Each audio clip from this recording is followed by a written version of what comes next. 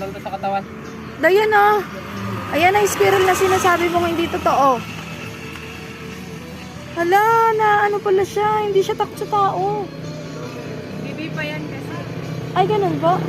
Nalaglag kasi yan sa inyo. Ah, doon pala sila nakatira sa loob? Ah, ay, ganun po. Para siyang daga lang na ano oh. Hindi po siya nangangagat, ate?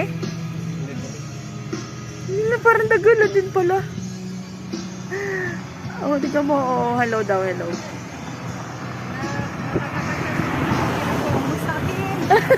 Picture lang. Pa-video lang. Kasi yung ano. Ay, doon natuwa sa squirrel. Yan pala kinakain nila. Yan pala, kaya pala naagad sila sa loob. O yan be, tao ka na. Totoong squirrel talaga yan be, hindi yan joke.